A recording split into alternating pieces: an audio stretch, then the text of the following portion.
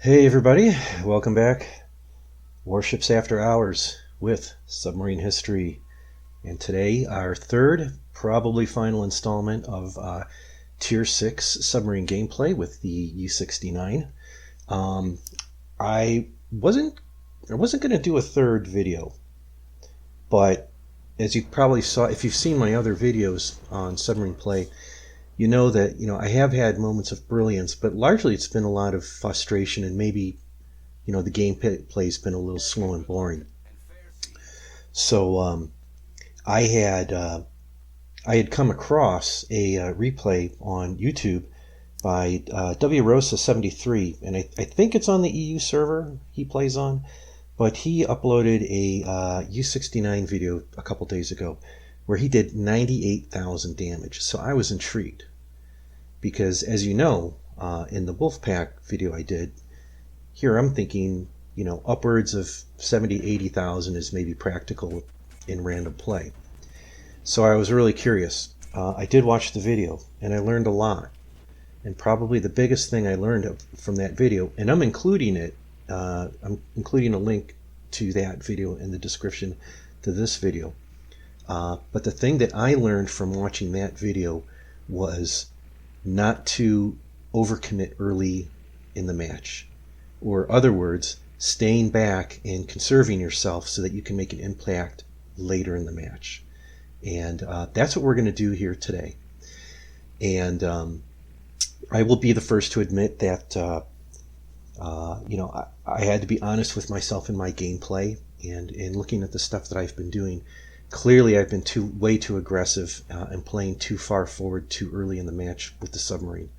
And the problem that you run into is that you play forward. Maybe you're challenging the cap, maybe you're pushing through the cap, or maybe around the cap to get position on the enemy.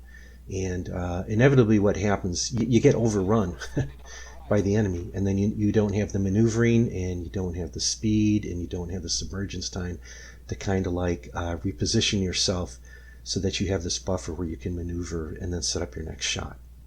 So we're going to be playing this match very differently, as you'll see here. But while we're waiting for some action to happen, I had also been spending some time thinking about, what is an acceptable amount of damage to be doing with submarines, and that's not an easy question to answer. I went over to the WOWS numbers.com website. That's probably the biggest website out there where they track extended historical statistics for World of Warships players, and that's a real nice website you can go to where you can find information on the T61. What is the average damage that you can expect to do in that destroyer? You can get that information from that website, based on compilations of like tens of thousands of matches. But apparently wargaming.net has not been updating and developing the API for their game. So I know at the WOWSnumbers.com website, there's a disclaimer saying that they're not really able to keep up development of their statistics website because Wargaming isn't keeping up development of the API on their part. So why does that matter? That matters because we're not getting any data on submarine play, so we can't look historically to see what these boats are going to be able to do. And something else I noticed is that within the World of Warships game client, they don't have the emblems set up for submarine players. Most of you will know that in the upper left hand corner when you click on your icon, you can get to that menu where you have patches and you have emblems, and the emblems you earn through playing lots of matches and playing at a very high level of skill. And you can earn emblems for battleships, destroyers, cruisers, CVs for the different nations. But the one thing they don't have incorporated yet are emblems for submarines. So we don't really know what a good game would be with a submarine in terms of damage. Now we can say, You know, it's kind of the size of a destroyer. You know, it's got torpedoes like a destroyer. It doesn't have a lot of hit points like a destroyer. So, you know, let's look to see what destroyers do. So at tier 6, the overall average damage that you can expect from a tier 6 DD is about 24,655. Now, there are a lot of destroyers at tier 6. And actually, that average range of damage goes from, say, maybe 18,000 all the way up to 30,000. Just depends on which destroyer you're playing. But on average, we can say at tier 6, if you're in a destroyer, you know, you should be able to do 24,000 damage plus or minus. So I'm kind of using that as a benchmark for submarines. And I'm saying that for tier 6 submarines, you should be able to do about 24,000 damage. In a previous Warships After Hour video I did, this is actually from I think 2019, so it's old, but it's still valid. I said in that video that, you know, your goal should be to do as much damage as hit points that you have. So we only have 11,500 hit points, so that's a pretty low bar to meet.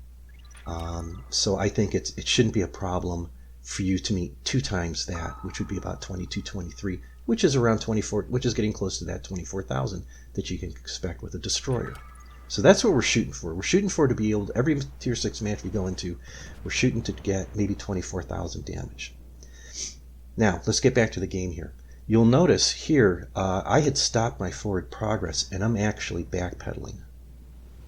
I don't want to, I could go a little bit forward, maybe a little bit forward to get south of A, but my concern is if I creep up too far, if we get flanked, I'm going to have ships potentially behind me, I'm going to have ships in front of me, and I'm not going to be able to maneuver. So we're playing conservative. We're holding back. And it's working. We've already got 4 torpedoes in for 16,000 damage. And while I am pinging, I am trying to minimize the number of pings that I do. Again, because when you ping, your opponent is going to get a general location marker for you. And then the question is, I know their depth charge planes have a certain range, so it's possible that you could ping and be outside of their counter range, but most of the time you will be inside that range. So if you're going to ping, do it once. Either you hit or you don't. And this is looking good. This is looking real good. Maybe not good. Oh yes, it is good. It is good. Boom. So there we go. So now we're up to, we should be up to 7, 8 torpedoes. We're up to 35,000 damage. And we're about 8 minutes into the round. We still have 100% of our health.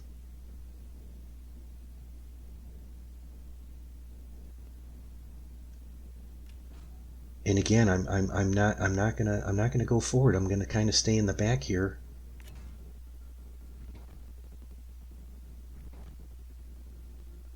I know in other videos you'll see guys just try to slip through the enemy line and try to wreak havoc in the back, but I tell you what, after I watched Rosa's replay, I played 3 matches. I was 2-1, and in one match I did 40,000 damage, and in this match I did 55,000 damage. So that says to me that strategy of playing back, playing conservative, that works.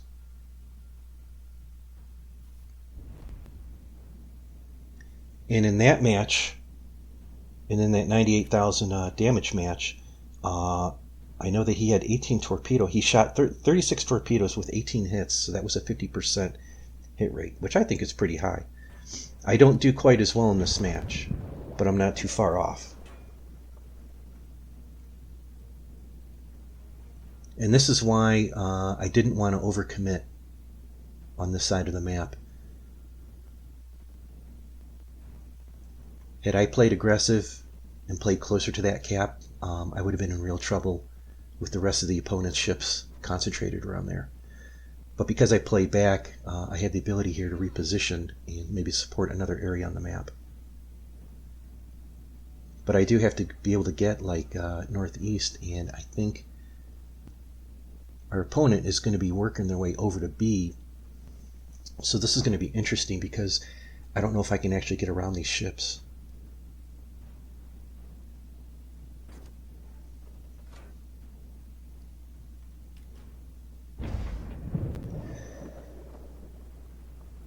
So anyways, but having done this video, I will definitely be setting World of Warships down for a little bit.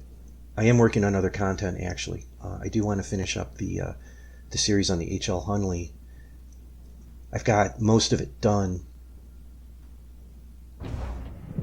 It's taking a little bit longer because it's getting into areas that it's less about dissecting and analyzing technology, and it's more just about reading historical reports and trying to put together events in a coherent fashion that's easy to understand but also interesting.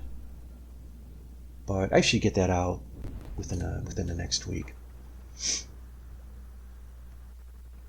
Okay, and here we are. We're already up to 9 torpedo hits. We still haven't taken any damage, and we've done 39,775.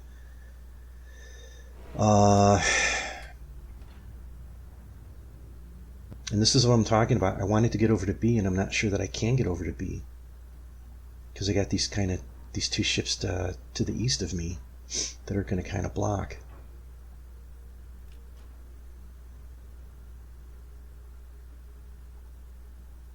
So I'm hoping to go a little bit north just to make sure I'm out of detection range, and then cut over to B. And either I can avoid those ships or I'll be in a favorable position to attack them.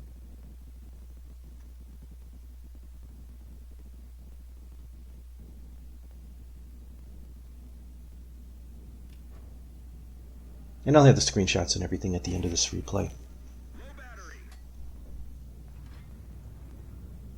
But I still am having fun with submarines. I think I'll definitely keep on playing them.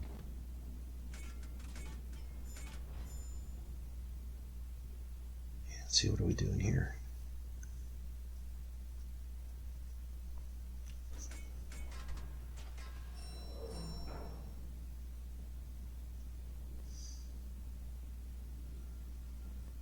Okay, there's a ship to my left. Okay, here's that Amagi. He's emerging from the other side of that island. And this is a real nice opportunity maybe to put him down.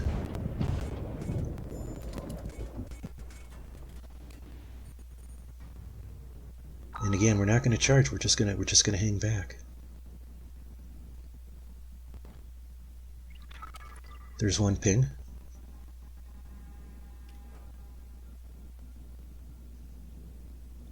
And it looks like those torpedoes are homing.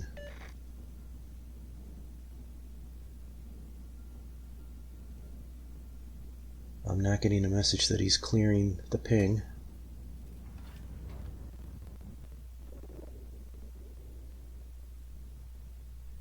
Oh, this is going to be close. Is he turning? He's turning away, I think. But he can't really do that, otherwise he's going to expose his broadside.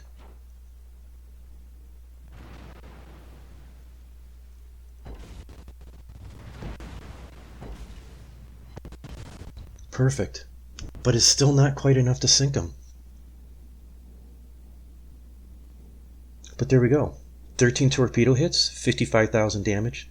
For this match, my hit rate was 41%. I fired 32 torpedoes with 13 hits.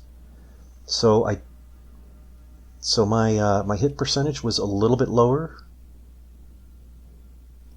than Rosa in that 98,000 damage game. But if I had, I'm looking at this, yeah, and if I had hit three more torpedoes, I would have been up like around that 80 to 90,000 damage range.